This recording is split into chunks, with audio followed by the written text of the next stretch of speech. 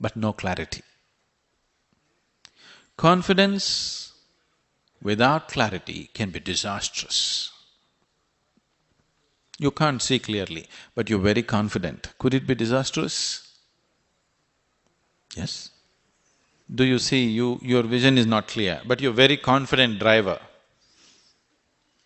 Is it going to be disastrous? Because what you need is not confidence, what you need is clarity. If you see things clearly, if you see everything the way it is, then you walk through the world effortlessly. You can do things with confidence also. Now, you want to cross a busy street, whatever is your sect or religion. Anyway, everybody has their own mantra. You say Hail Mary and run, or you say Jai Shri Ram and run, or you say Allahu Akbar and run. Busy traffic is going on at high speed, you just run across, shouting your mantra. You may make it. Yes, you may make it. Many times people make it, because quantum physics is also going about saying everything is happening by chance in the existence. But if you try it a few times, then we will have to scrape you off the highway. If you see things clearly, then you cross the street, no confidence is needed, you simply cross the street. If you see everything clearly the way it is. So the same thing, if you want to cross the street from the physical to the spiritual, what is needed is not belief. What is needed is not confidence. What is needed is not imagination. What is needed is clarity. How to bring about this clarity is the only question. Instead of striving for clarity, people are always striving for confidence.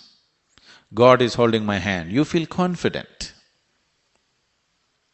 It makes you very confident. And this confidence has destroyed the world in so many ways. So many ways.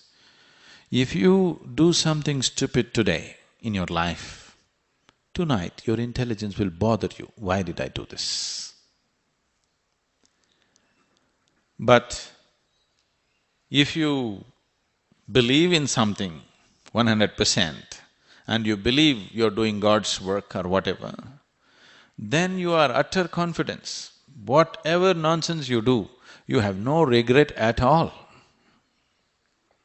You can go on doing it with total confidence because God is endorsing your stupidity. So where is the need to hesitate about anything? No hesitation. But if you do something stupid by yourself, it definitely bothers you, isn't it? And that's the function of the intellect, that it has to bother you.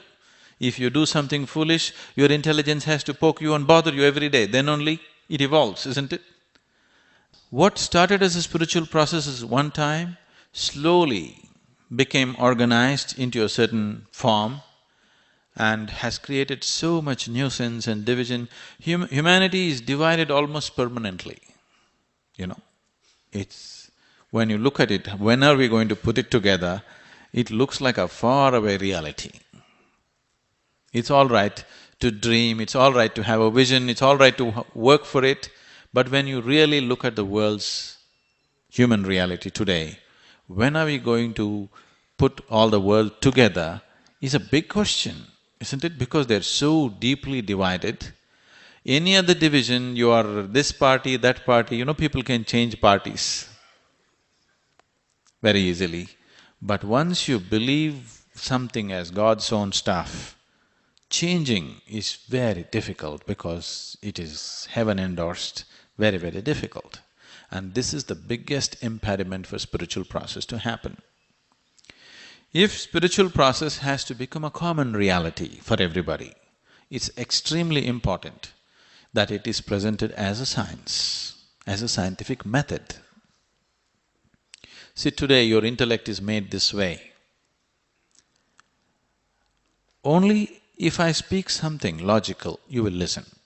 If I speak something illogical, you're unwilling to listen, isn't it so? Yes, that means only the ways of the modern science is acceptable to you.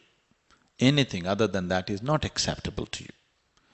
So it's extremely important that spiritual process also is clothed in the same logical clothing because intellect is a large part of you. If I met you 2000 or 10,000 years ago, your intellect was not the most dominant part in you, your emotion was the most dominant part in you. Is it so? If I happen to meet you 10,000 years ago or even 1,000 years ago, your emotion would have been the dominant factor, not your intellect. But today, things have changed and your intellect is the dominant factor in you. Once your intellect is dominant, anything illogical it cannot come to terms with. No way it'll come to terms with. At the